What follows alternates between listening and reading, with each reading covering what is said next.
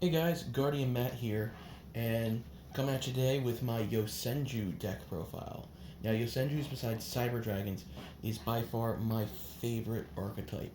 I'm playing this back in Necros format. I always did pretty well with it. I know it's kind of died off since it used to be a really good anti-meta deck, and uh, it's kind of like lost most of its love, but I still really like it. This is definitely one of those decks that are, at least for me, is one of those eternal decks I will always update, always keep around because I just have so much fond memories with it, kind of like Cyber Dragons as well, that I will just always keep on updating it. So expect there to be new updates for it every ban list, if there's any, especially if there's any major changes. But yeah, let's get into the deck profile. So first off, playing triple Yosenju, comma 1. Comma 1 is one of your main starters. Comma 1, 2, and 3 all have the ability that when they are normal summoned, you can then normal summon another Yosenju monster from your hand that is a different, named in itself. So 1 can't summon another 1, 2 can't summon number 2, 3 can't summon number 3. And all the Yosenju monsters have the effect that when they are normal summoned at the end of the turn, they are then returned back to hand. So it kind of like keeps your field empty, but it gets away from worrying about, hey, are these monsters going to be destroyed? You always kind of have a plethora of monsters. You just kind of have to protect yourself with other things like battle traps and stuff. But Combo 1's main effect is if you control another Yosenju monster, you can target a card on the field your opponent controls, if a face-up one, and return it to the hand. So you can spin your opponent's monster. As long as they don't have targeting protection, you can get rid of their big monster, spin it back to the extra deck or the main deck. Next up is 3 Yosenju Comma 2s. Comma 2's effect is that it can attack directly, but it deals half damage if it does. Comma 2 is really good to combo off with Comma 3, and we play 3 of it, because if another Yosenju monster besides Comma 3 deals damage to your opponent, you can then search a Yosenju card from your deck. So this is your searcher. Pairing off a 2 means as long as 2 collides, you can always get that search off. And then for so drop the card. For some one-ofs, I play 1 Sujik. Sujik is an honest. It can't normal summon another monster. Only 1 through 3 can do that. But when it's on the field, you can target a Yosenju monster and it gains 1,000 attack. And then during damage calc, you can discard it from your hand to then give that monster 1,000 attack points. So it's kind of like an honest. You can only use one each effect, one of the 2 effects per turn, so you kind of can't double up. But it's still really good. And then Inza is one of the newer sports that came out not that long ago. Inza, if you control another Yosenju monster, you can draw a card, or you can discard it from your hand, and then your opponent can't respond to your normal summons of your Yosenju monsters. It's just normal. I know you don't special summon this one. Normal or special. Okay, so even if you run the Pendulum Engine, you can discard it to protect your normal or special summons. And then adding on to those, I also play triple Ash Blossom. Ash Blossom is always good. Personally, I think I might want to play Droll and Lockbird over it, but Ash means that I'm not locked out of my own searches, and you do have a lot of searching, power in this deck. So it's a little bit more flexible that way. That's it for the monsters. Moving on to the spells. All the spells in this deck are searchers. We got triple Fire Formation Tenki.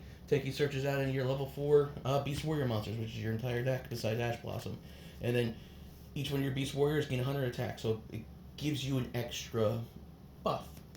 And sometimes you just need that little extra bit to just hit over an opponent's monsters. Then you play triple Extravagance because you don't really ever go into the extra deck, and then triple Duality. I'd contemplate switching these out to Prosperity, but since I play Duality and Extravagance, I really don't want to play Prosperity and Extravagance or Prosperity and Duality because it doesn't really make much sense. So I just play 3 of the Duality and 3 of the Extravagance. That's it for the spells. Like I said, they're only just searchers. Moving on to the traps, we're going to start off with Disruption. So play triple Drowning Mirror Force. This is your main one. This one spins, spins the deck. Just want to make sure. There's a bunch of different Mirror Forces. I interchange depending on what they use. I used to use Squeaking a lot, but with links it's not as good. So Dragon Gear Force, if you have no monsters and they attack you directly, you can activate this, and then it spins all their attack position monsters back into their deck. So it spends all their extra deck monsters, all their main deck monsters. Doesn't matter what it is, as long as they're face up attack position, they're gone. Storm Meteor Force, Storm Meteor Force is another good one. That spins into the hand. I don't play that one right now. You can easily interchange with those ones. Quaking isn't bad. Quaking is okay. If links could be set, it'd be great. But since link monsters can't be set, it kind of is a moot point with that. I know links are still really good, and there aren't like, it's not like when links first came out where they were like the top tier. Everybody's running links. It's still really good. You still run link monsters, but you can always put Quaking in there. I personally prefer Drowning and Storming over Quaking, or you can just run regular Mirror Force. Adding more disruption, play triple Torrential Tribute, because you never have you never have monsters in the field, so you don't ever have to worry for them to be destroyed. And even if you do, it's not the worst thing that happens. You're a little bit harder to recover after it, but still, wiping the field on your opponent's turn, always good. Moving on to negations, I played 2 Starlight Road. I've activated this a bunch, especially going game 2.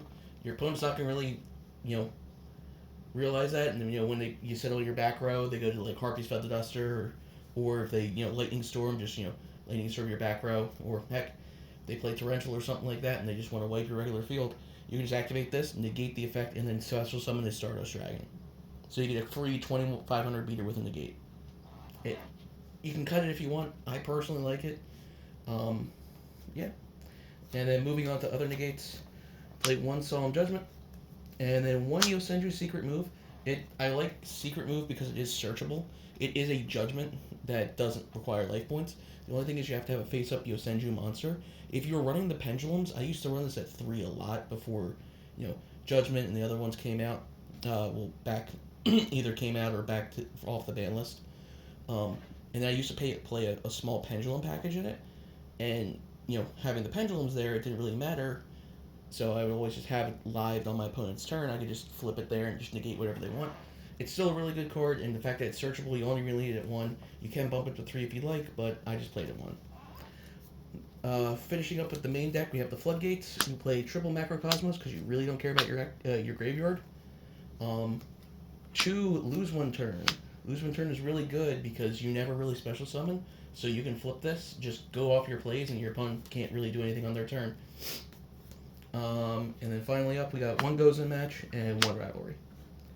That is it for the main deck. Moving on to the extra deck. So the extra deck, really personal preference. Obviously, it's going to be a lot of rank 4s.